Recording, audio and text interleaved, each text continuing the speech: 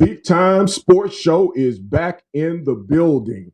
Man, I tell you what, I have two great guests who are going to be joining me in just a little while. My man Kenn Rashad is going to join me, and my man Kendrick Marshall are going to join, and we're going to have some great conversation and talk about all the things, not all the things, but some of the things that are going on in the community.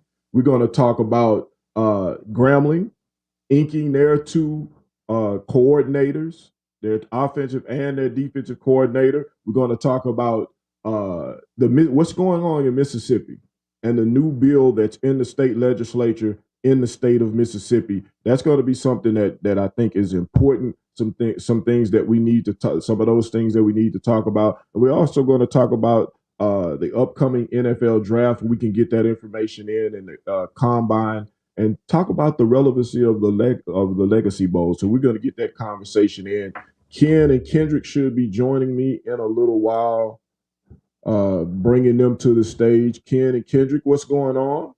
What's you up, guys man? good? We good, man.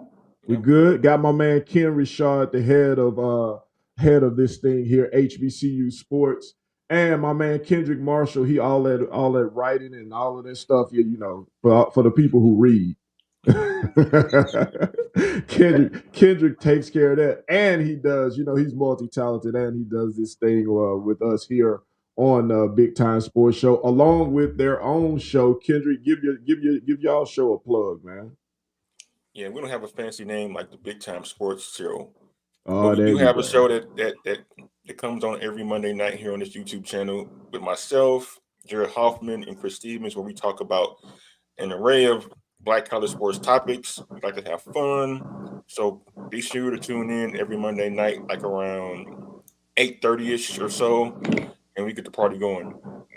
Yes, indeed. Yes, indeed. It is a lot of fun doing this. For everybody who's joining us, if you're looking on Facebook, make sure you like and subscribe. Share it with everybody else. I'm sorry, if you're on YouTube, like and subscribe. Continue to like and subscribe and comment and all of those things. Share it with your friends. Invite your friends over. Tell them that it's on YouTube and go look at it. We're on Facebook also. My Facebook people, I want you to look at it on Facebook and then go over to YouTube and look at it again and like and share. That's what I need you to do. I need you to do that for the Big Time Sports Show. Do that for your boy Flood, all right? Got my man Kenn Rashad in the building. Kenn is the mastermind, the brains behind this operation, and he talks a little bit too. So man, look, let me first of all take the He talks a lot, by the way, not just take the time to welcome you, man, on board. This has been a long time coming for those who are watching it. They have no idea. We have been talking. This has literally been in the works for years. Yes, we've been going back and forth. Trying to make some things work. Flood turned down every offer, and Flood ain't cheap. I'm definitely not cheap, but I didn't turn down every offer. He said I want to make Kendrick Marshall money. I'm like, well, I'm paying you more than Kendrick. And then Kendrick's like, wait a minute. No, I'm just playing. Nah, Kendrick Marshall money, that's Otani money in this business. Oh, man. No, I ain't got it like that. That's Otani money, Kendrick Kendrick could give me his signing bonus. Welcome on board. Look, man, like I said, man, you and I talk a lot offline, and now we get an opportunity to do it online and in this space. And I'm pumped. I'm excited about this, and we'll see where this eventually takes us. Well, I'm glad to be here, man. This is exciting to be a part of such a legacy brand, man, because HBCU Sports is the legacy brand in this HBCU media circle. So, man, I'm just happy to be here. Like you said, you and I have known each other for a while, and we've been talking about doing this. And so now it's here, and we're getting this done, man. And I'm glad to be here and glad to be a part of a up and coming group and a new brand, branching out of the brand, man. Because like I said, when it comes to HBCU Sports, this is the brand. Point blank, plain and simple. So I'm gonna talk that talk, and we're gonna walk that walk. So just so people know, anybody who knows Flood, they know, I talk a little bit, so it'll be all right. It'll be all right. Talk a little bit, But man, there's a lot going on, man. in the HBCU sphere in terms of coaches. Ken, your alma mater, Grambling, just inked there where it was finally ratified. They've been there for a while, but Jason Rollins as the defensive coordinator, former interim coach at Southern, and Eric Dooley, who's a Grambling guy, who was a head coach at Southern, former offensive coordinator at Grambling, is now back as the offensive coordinator under Mickey Joseph, man. Interesting. In Mickey Joseph's contract, we're going to get into that. All of those things have happened in the last few days, man. What is it like about Grambling? They're getting it done. Look like he's assembled a very established and experienced staff over there. Yeah, the first thing that comes to mind with this particular staff, and I don't know, I'm not going to say that this necessarily kind of plays into what Grambling has done, but Grambling, for whatever reason, man, with respect to some of these coaches, you know, we kind of have a history of kind of like going back to coaches. You know, Doug was the head coach at Grambling twice. Yes. You know, Eric Dooley is in his second go around as the offensive coordinator, and a lot of those other coaches on the staff are returning to Grambling in the same capacity. So I don't know if that's something to be said about, you know, Grambling's coaching legacy or history or the lore associated with it. But I think at this point, it's pretty safe to say that nobody has a problem so far with who Joseph has brought in with respect to offensive and defensive coordinators. I have absolutely no problem with it. And I don't think there's anyone who's been following this program long enough who has a problem with it up to this point either. Well, I saw Coach Dooley brought out his black and gold suit, so he was obviously prepared for this. I saw him at the Legacy Bowl because he was the only guy there with a suit on. Was he really? Yes. Was he rocking the ascot too, or just a suit? No, he just had on a suit. I thought he was there to do the pregame prayer, but apparently he was there with Grambling. But yeah, it was good to see that Coach Dooley is there. Coach and Jason Rollins, who's a guy who was an interim head coach at Southern, defensive coordinator, interim head coach at Southern for a year, ended up not getting the job, shows back up at Grambling. I think it's a quality hire. I think he's a good guy. I think he makes a really good defensive coordinator. I think he knows the game. I don't know if head coaching, the timing of him getting the head coaching job at Southern, if he was totally prepared for that, but I think he's going to be an excellent defensive coordinator. Yeah, I think the key word is timing. Yes. You know, Rollins is fairly young to where, you know, it may not have worked as he may have liked when he was interim at Southern. But I think, you know, depending on how this stint goes at Grambling, who knows? I mean, like you said, it's all about timing. I just, you know, to that point, I mean, look at the situation in terms of Terrence Graves, who's the head coach at Southern. You know, yes.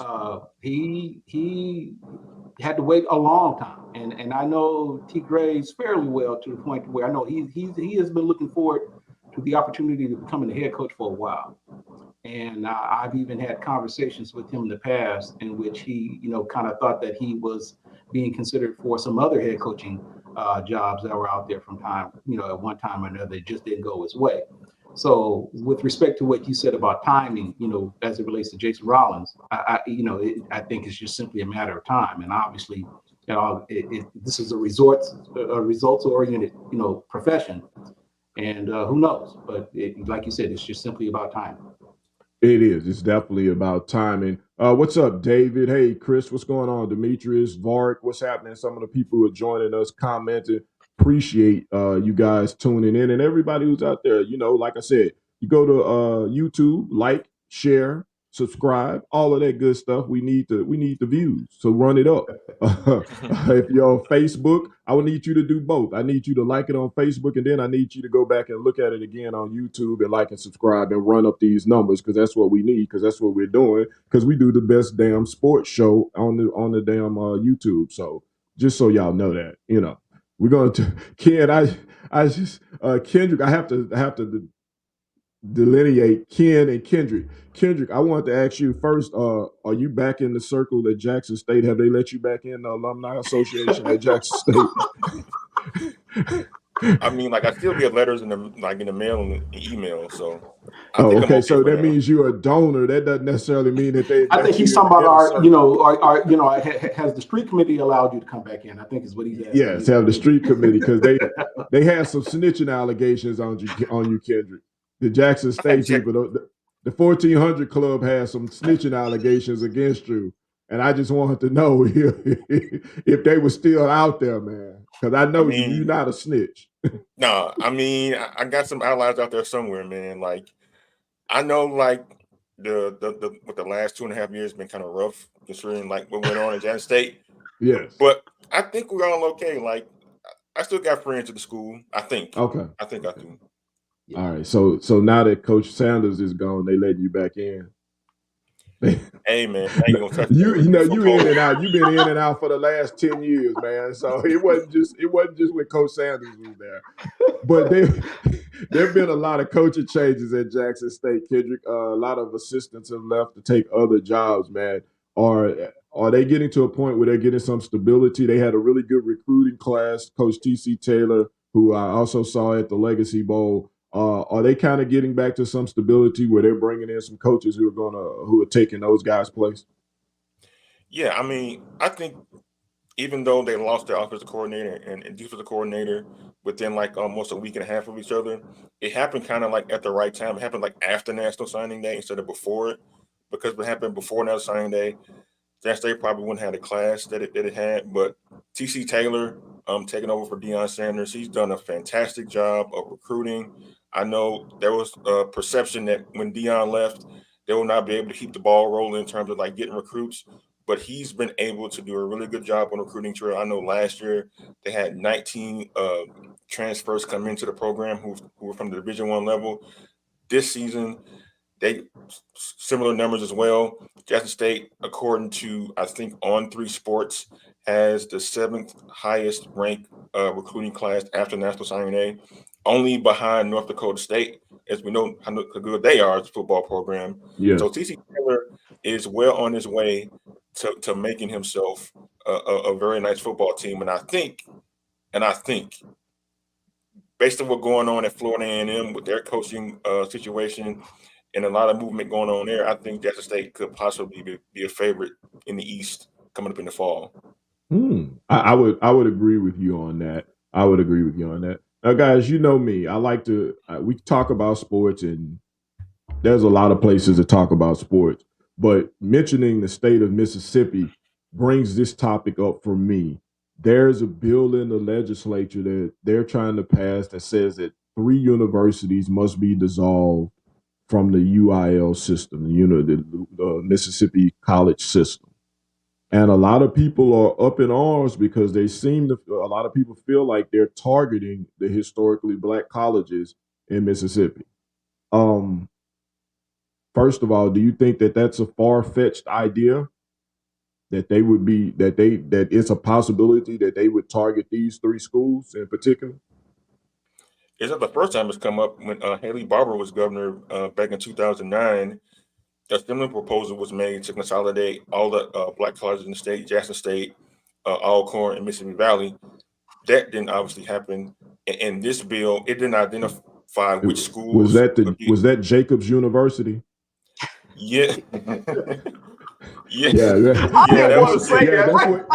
that's what got us a president. That's what got a new president at Southern. When the Jacobs University papers, I remember that distinctly. What was his name? Ronald Mason, yeah. Ron Mason, yeah.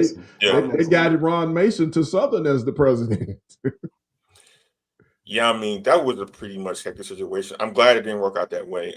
Yes. But according to the language of the bill, which I'm going to read, it kind of indicates that they were going to make a decision based on enrollment, based on programs, and based on local economic impact. And I don't think Jackson State will fall into a category of a school that didn't have a lot of economic impact on its city.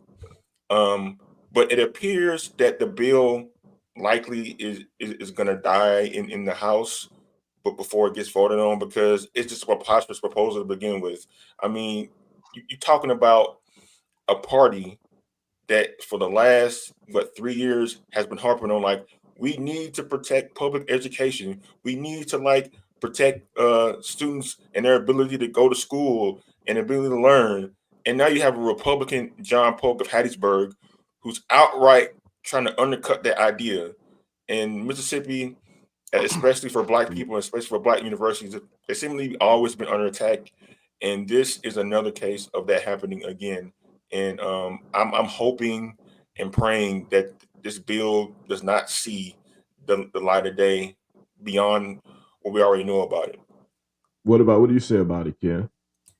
Well, I don't know as much of the subject as Kendrick does, but I just put it like this, man, and this may be somewhat naive, a naive way to look at it, but given everything right now that's gone on with HBCUs, especially say within the last 4 or 5 years, I'd find it, if for whatever reason this does happen, I'd be surprised if any of the HBCUs were targeted.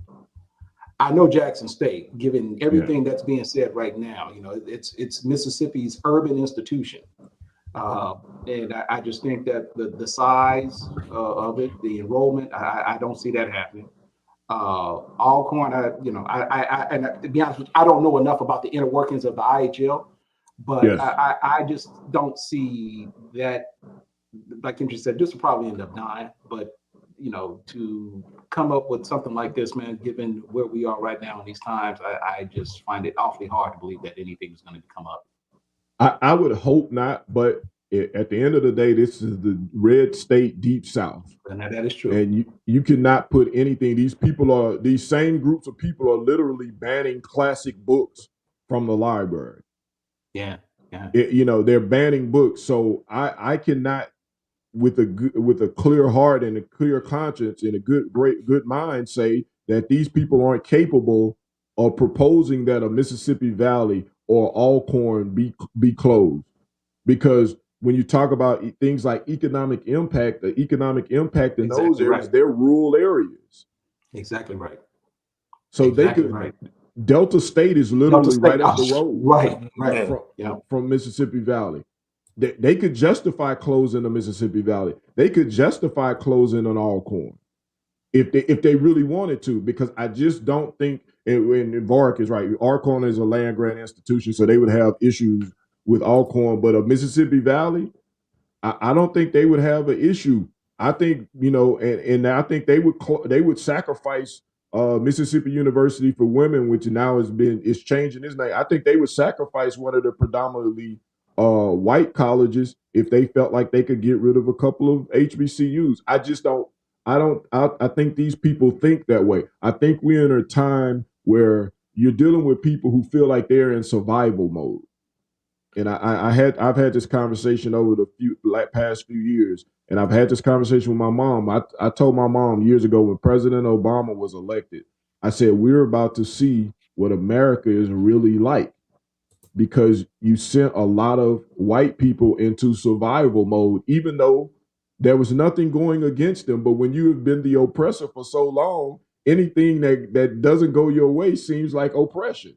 And so I think that's where we are with them, and they're in survival mode. And I think you see, in particular in the red state South, you see a lot of people doing these kinds of things. In Louisiana, quiet as it's kept, a lot of people have been focused on the crime bills here in Louisiana, in the crime session, which in itself is just a wild thing. They approved open carry today. So anybody 18 years or older who doesn't have a criminal record can carry a weapon with no registration and no carrying classes, no lessons or anything. They can just go get a gun as long as they don't have a criminal record, and they can put it on their hip and they can walk around with it. Now, there were areas that they're restricted from going with the weapon, but that's the basis of the law. So, but one thing that they haven't talked about, and hopefully it'll come up soon, is that in the state of Louisiana, they're talking about taking $100 million from higher education. $100 million. So who do you think that's going to affect the most? Isn't Louisiana like dead last in the nation in higher education funding? If it's not dead last, it's only because we have a Mississippi. It's only so if it's not dead last, it's 48th or 49th, something like that. So what's the justification for it? What's the argument for them even considering that? Because they don't truly believe in education. And they feel like higher education is bloated, that higher education can generate money by raising tuition, which in turn, it hurts African Americans. Not only it used to be they would try to balance it out. They would cut budgets, and then they would create more minority scholarships to the predominantly white schools, and it would really hurt the HBCUs. Now it's going to not, if it hurts the HBCUs, it's going to hurt the predominantly white schools because they're getting rid of the DEI program. Yeah, it's going to really hurt African Americans across these red states, across these southern states. So that's something that we're going to have to pay attention to. And I talk about these things because it's bigger than sports. If our schools are hurting from an administrative and an academic point, athletics is going to hurt even more, and it's not going to make a difference. Well, if we have a good football team, a good basketball team, if we're getting our ass kicked by the state legislature and not getting the proper funding, which we have never gotten the proper funding, but even getting adequate funding at this point. And I think I talked about in the last show, we need to, in states like Louisiana, Mississippi, Alabama, Florida, Carolinas, or even in Texas, we need to be going to our legislative black caucuses and bringing pressure to bear for them to stand up and put up a fight. And if everybody can get on one accord, especially in states like Louisiana, Mississippi, Alabama, where you have these large African-American populations, I think Louisiana and Mississippi have the 1 and 2 largest African-American populations of any state. And I think South Carolina might be number 1 and Mississippi number 2, or Mississippi's number 1, something like that. But they all are the 1, 2, 3 in that group. Per capita. We need to be, excuse me? Per capita, right? Yeah, but actual numbers, just actual numbers. Oh, really? Yeah, okay. Percentage-wise, yeah. Because Louisiana is at, I think, 32 or 33%. South Carolina is at 33, 34, and Mississippi, I think, is number 1 at like 34, 35, something like that. I'm not exactly sure the numbers, but I'm pretty sure Mississippi is number 1. But we need to be getting with our legislative black caucuses and bringing things like, we saw the stories and we've seen it from very reputable papers. The federal government has said that our land grant institutions are being have been underfunded by billions, hundreds of millions to billions of dollars. We need to be going after that money. And this is the time that this is what the legislative black caucus is for. And we as alums and people who care about it need to be going to our legislative black caucus and formulating plans to how we can attack this and how we can come to be able to get this done. But point blank, plain and period, we need to be able to get this done. And so I want to make this a clarion call to people who are watching us. I know this is the Big Time Sports Show. I told y'all we're going to talk about a lot more than sports. I want to make a clarion call to people who really care. If you care about your football team, if you care about your basketball team, care about the university as a whole, because that's really what matters. We're in primary election season right now, and so over the next few weeks, a lot of important races are going to be decided, and because those races are going to be decided, a lot of people are going to be put in positions of power, and you better hope those people in positions of power are on your side, because right now, especially in the courts at the state and federal level, it doesn't look good if you're not white or if you're liberal or you're progressive. Like, conservatives are really trying to create a reckoning throughout the country, and they're going to do everything they can to try to help their agenda. So it's very important that people go out the next few weeks, whatever state you're in, and go out and vote, because that's truly like the only way you can like change these things from happening. Yes, yeah. Now, I want to change gears a little bit, because that's what we're going to do here. There's been a lot of discussion. I talked about it yesterday, and I'm going to talk about it again. The Legacy Bowl, which was here in New Orleans, where I'm based, this past weekend. Doug Williams, Shaq Harris put on another great event. Although I still don't understand how I'm not on the Legacy Bowl committee or involved in the Legacy Bowl, considering that I'm the only HBCU media. I'm the only HBCU media person who actually talks sports and covers HBCUs on a regular basis in this whole market. I've had like 5 people ask me, how are you not involved with the Legacy Bowl? Don't ask me. I don't know. But hopefully we'll get that remedied. I just had to put that out there. But the Legacy Bowl, there's been some talk after the injury to Davius Richardson. We saw Coach Trey Oliver's reaction. And first of all, I want to get you guys' reactions to the injury and the fact that, the way he was injured. Coach Oliver had a problem with them running him. And I understood his frustration, but I wanted to get you guys' point of view on the injury, him getting injured in the All-Star game. Okay, so let me clarify this first. Flood, was Coach Oliver there? Yes, he was at the game. Yes, he was there. Okay. Yes, I talked to him after the game, as a matter of fact. So he had, because just based upon what some of the things that I read, he kind of talked about or touched on some things that they would and would not do. Correct? Yes, he said that there had been an agreement that they wouldn't run him. And he had talked to Doug Williams, he had talked to Shaq Harris, and they talked to the coaches, and there had been an agreement that they wouldn't run him. Okay. Yeah. So when you, I feel like this, everybody, now granted, he said it, and obviously we had to report it.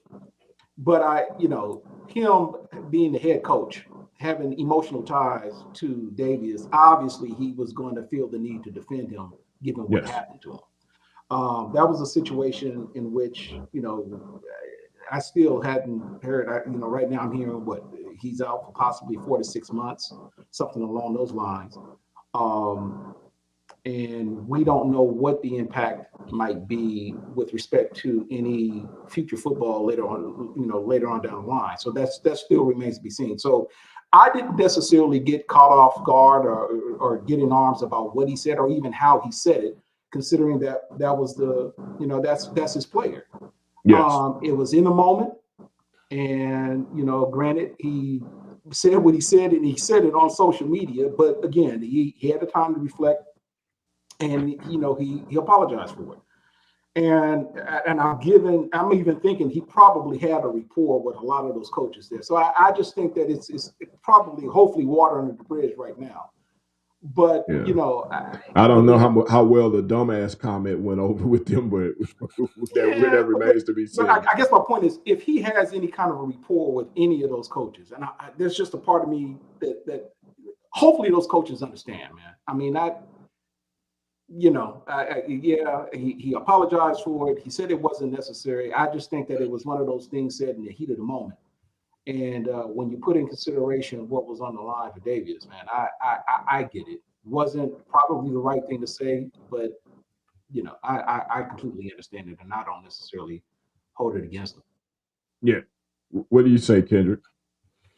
Yeah, this is kind of tough. Like Ken said, Trey Oliver was speaking from an emotional place because it's a guy he recruited.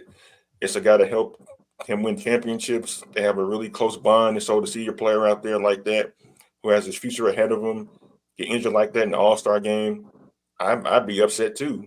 Yes. I might have not used the same words that he did, but you can understand his frustration. But we were talking about it on our show on Monday night, and there's been a lot of discussion on social media about whether or not he should have played in the game, considering the fact that he already had played in the Hula Bowl. He had done very well in drills leading up to the Legacy Bowl. And for him to go out like that seemed like a pretty big waste. We also talked about him running the football there down the goal line, where it's like one of the most violent areas of the field because it's got all of the defenders crashing down the line of scrimmage. And so we talked about unnecessary risks, and running the quarterback in that situation probably was that. And it's going to cost him an opportunity to be drafted, possibly. It's definitely going to cost him financially. And we don't know when he's going to play football again. And I just feel like I got into a discussion with somebody on Twitter last night who's a former NFL scout who said, there are too many All-Star games to begin with, number one. And number two, most players, they should just, if there is a game attached to an All-Star game, a combine, they should do the combine, and that's it. Because when you think about it, all the combine is a bunch of football drills that you do in practice anyway. And a lot of these scouts, they look at tape and all that stuff, and then watch game film. Do they really need to see an all-star game played against likelihood players who won't even get drafted to like this? That hey, like this guy needs to be taken a look at. I don't think so. I kind of agree. Maybe Richardson have played in it, but like he's one of the guys who had a real shot to be drafted. But like for the other 99.9% of players out there, they had to play in that game to get one more good opportunity to be able to show themselves in front of scouts. So it's something that's going to be debated whether or not the game is even worth it. Well, I think that whenever you have an injury like that, those kind of debates always come up. But you want to see these guys playing the game for no other reason, just to give the fans one last chance to see them as college athletes. I don't think it's necessary that they play in the game, because I'm going to let you in on a dirty little secret. None of the scouts are there for the actual game. Whether it be the Senior Bowl, the Hula Bowl, or the Legacy Bowl. The scouts have done all of their work during the week. Most of those scouts are gone. So, they're not there to see the actual game. They're going to get the game on DVD, and they're going to look for those guys who perform well during the week, who they might not know, and see how they perform against competition. For a lot of the D2 guys, this game is a godsend because it gives them an opportunity to perform against guys on a higher level, and for scouts to see them in a game situation where it might not be as much game film on them. It might not be as much video on them, but that's the scouts see them in a game situation performing against a lot of guys who play on a higher level than them.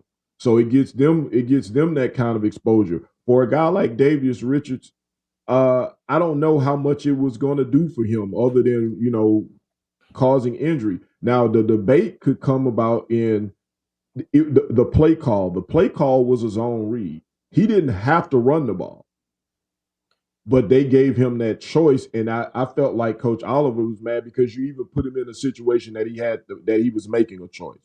And sometimes you have to protect people from themselves. And I think that's where Coach Oliver was a little bit pissed off. And I understand it. I get it. But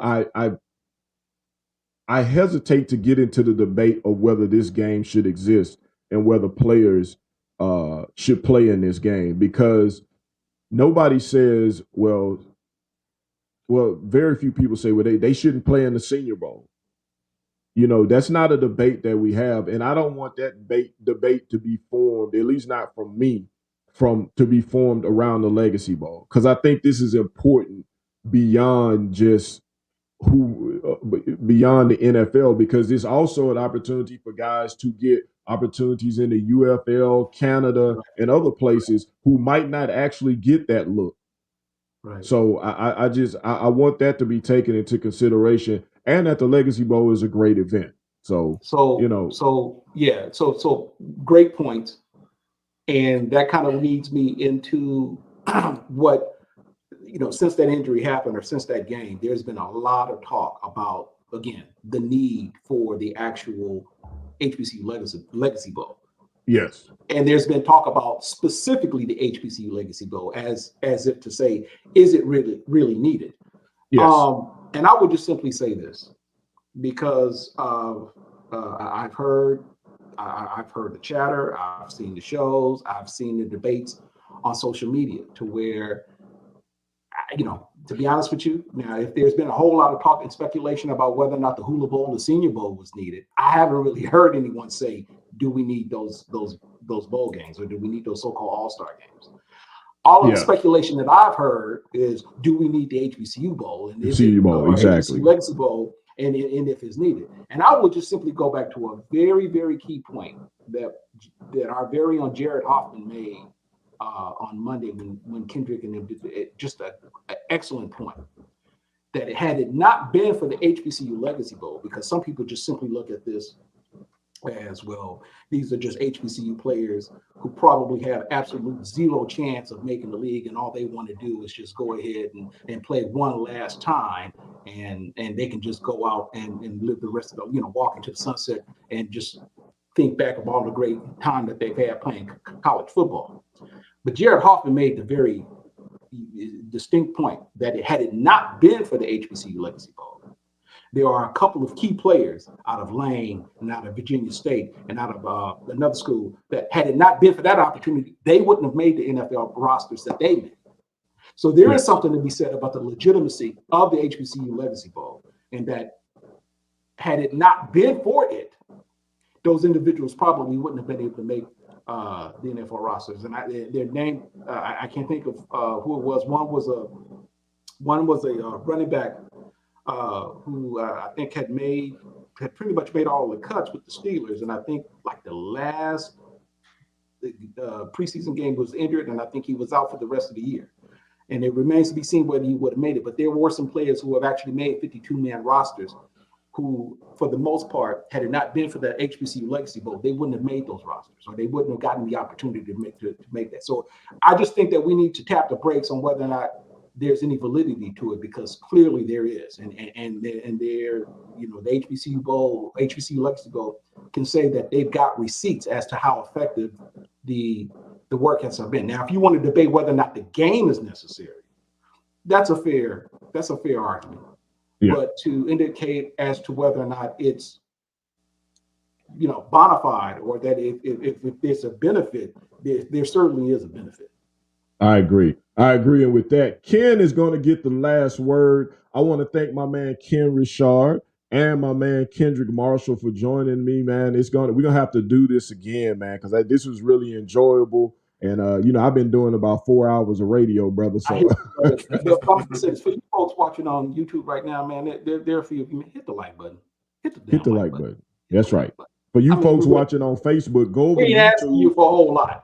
Yeah, for you folks hit the like button, and for you folks over watching on Facebook, go over to YouTube and rewatch it and like and subscribe and hit the like button and all of that stuff, man. Seriously. All right. Seriously. Yeah. We ain't asking you for your money. Go do that for us. Yeah. We'll go do that. Go do that for us. Gentlemen, it's been real.